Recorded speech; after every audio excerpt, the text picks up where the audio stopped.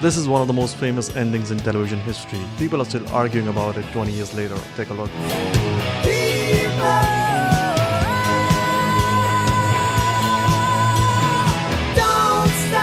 You think David Chase invented it? Someone wrote a similar ending 2000 years ago. Let's rewind. 19 BC, the Roman poet Virgil is finishing the Aeneid, foundational epic of Rome itself. It tells the story of Aeneas, a refugee who survives the burning of Troy and sails to Italy to found the empire that will become Rome. And to do it, he has to fight and fight and fight. By book 12, the final book, Aeneas has slaughtered his way across Italy. The man he's about to kill, Turnus, is on his knees, begging. And then Aeneas sees Turnus wearing the belt of a young man Turnus had killed, a boy Aeneas had loved like a son. Aeneas lunges his sword into Turnus' chest. The last line of the poem, the last line of the whole foundational epic of Rome is this: and his life with a groan fled resentful into the shades. Now the key word is indignata, indignant, resentful. That's the dying soul. It's also exactly how the audience felt in 2007. Bell, black, silence. Cheated, resentful, indignant. So 2000 years apart, the same word. Here's what really happened. Virgil thought the poem wasn't finished. He was a perfectionist. He needed 3 more years of polish. So on his deathbed in 19 BC, he begged his executors to burn the manuscript. Augustus, the first Roman emperor, refused. He ordered it published exactly as it was, ending and all. Now 2000 years later, you can argue that David Chase had the same problem in reverse. The producers begged him for a clean ending, the studio, the writers, the audience for 19 years, but he refused. He's been asked 1,000 times what happens after the bell. He won't say. Now Chase once said himself that from the first episode of The Sopranos, it's made very clear you're watching the decline and the fall of the Roman Empire. He did not just take Rome's theme, he took Rome's form. A founder, a sword, a man begging, an empire built on a body, and the audience denied the breath of resolution.